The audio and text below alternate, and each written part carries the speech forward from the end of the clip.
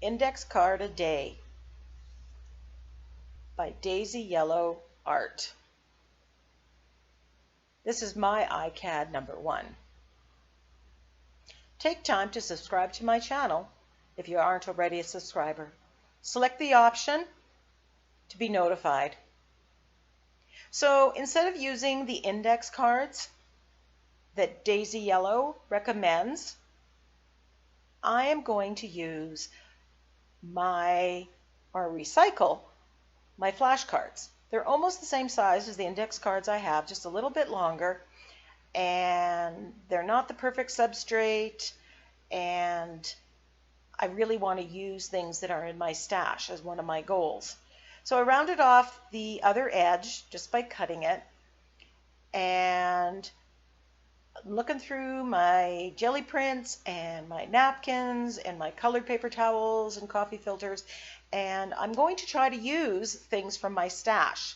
I will be moving shortly, and I want to get rid of some of this, and I want to get rid of it and use it at the same time. So because I don't want the numbers to show through, I think I'm going to put a layer of gesso on top. Most things I do put a layer of gesso, but I don't buy the expensive brand gesso for this purpose. This is Curry's brand, which is an art supply store in Canada. And this bottle, which is almost 1 liter, cost about $5 on a Christmas sale. So check out the store brands or the no-name brands. You just might be surprised. This one is nice and thick and easy to use. So I'm doing a quick dry here on the card and just putting a little bit more over the numbers just to push them back even further.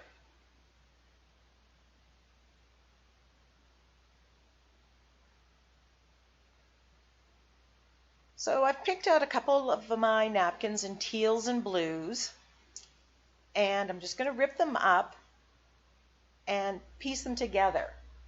I could just lay it on top and glue it all in one piece, but I like the texture that it gives by ripping, and you get those torn edges that are absolutely lovely and give such interest to your little piece of art.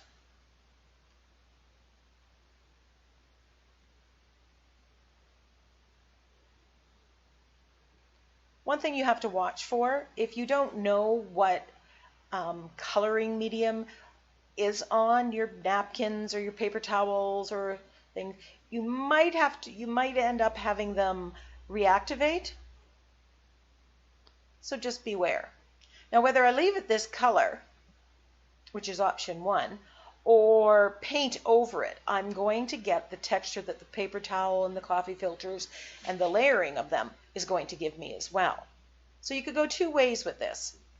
Use it as texture and the color and pattern that you have, or just use it as texture and put a layer of gesso on top and put different colors. I'm thinking that for my ICADs, I might just go and do a whole bunch, just go through my jelly prints and kind of like an assembly line, just do a whole bunch of backgrounds so that they're ready to go. And that way I can kind of skip a couple steps and focus on the saying or the stamping or the other details. Giving it a quick dry here. The Mod Podge that I use to adhere, it takes a little while to dry. And I typically use Mod Podge instead of gel medium at this stage because it's, again, inexpensive. So after drying, I trimmed it around the edges, and I'm using the Ranger blending tool. Now, the little round disc is something that I've used with my dye illusions paints, and it's kind of past its best before date.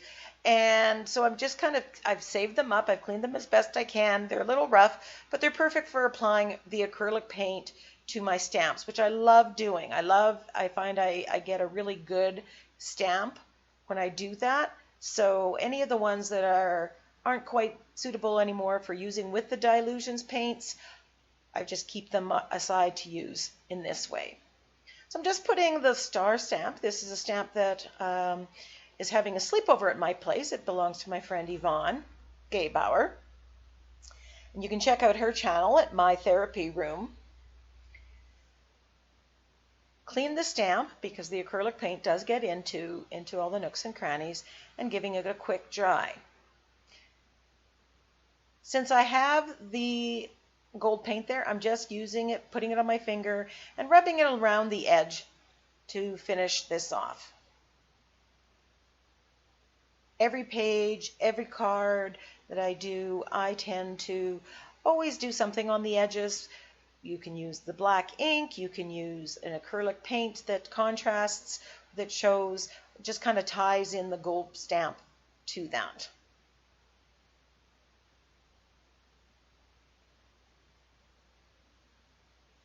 Giving it a quick dry so this doesn't smudge. I'm really liking the look of this.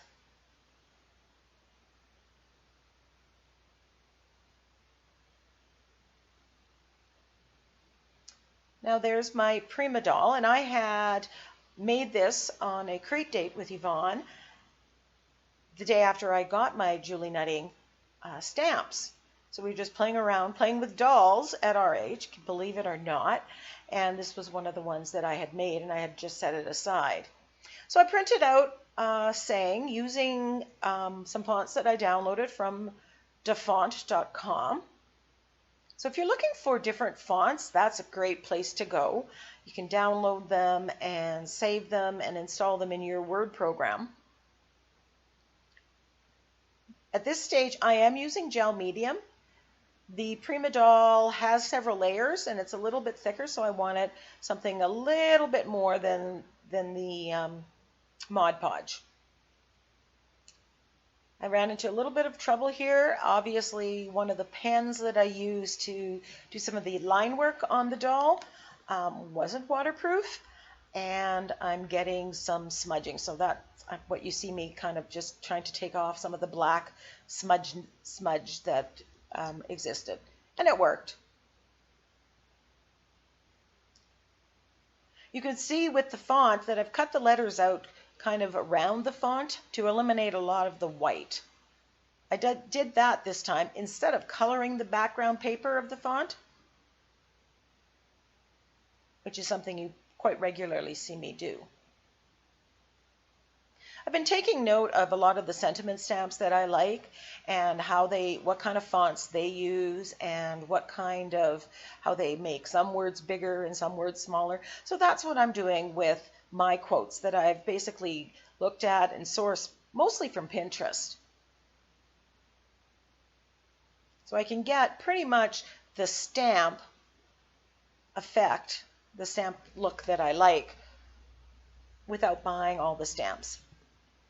And then any quote is available to me in there.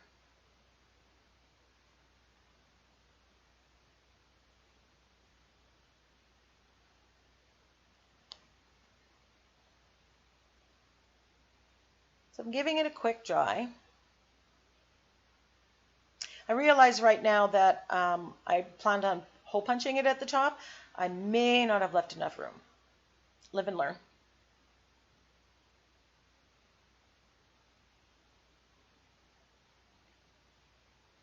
Needed to replace some of the gold paint at the bottom where the girl went over the edge.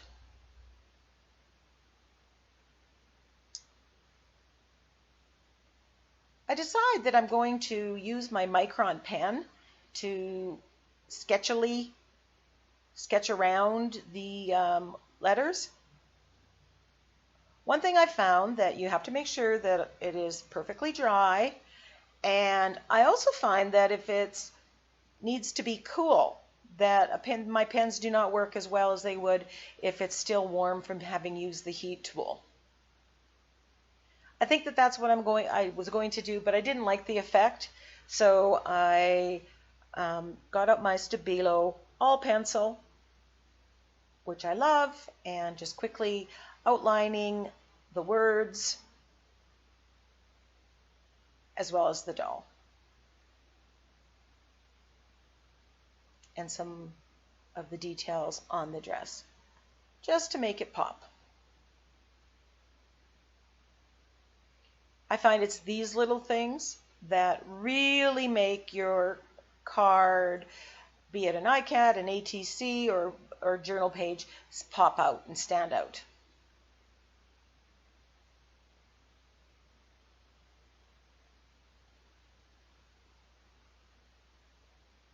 I sprayed water on my craft mat there, and I'm just activating the Stabilo all pencil. And I find that I do better if I turn the card before I apply it instead of going it one way. I get a look that I like. So if you're not liking the effect, try turning the card. Might be all you need to do to just get a better look.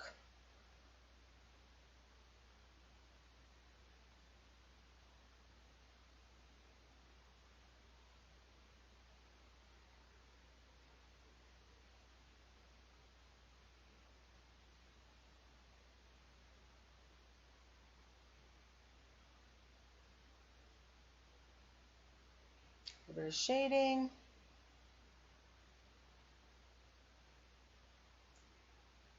Off camera, I did take my pouring medium and I just applied it to the bodice of the dress just to make it look very shiny and add another piece of interest. There's kind of a close-up. The dresses, I use my jelly prints.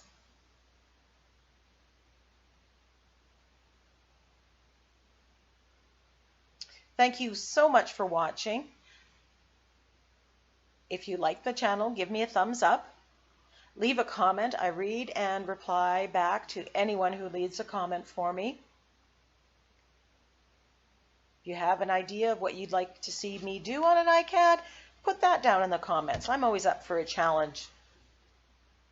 Thanks again, and see you on ICAD number 2.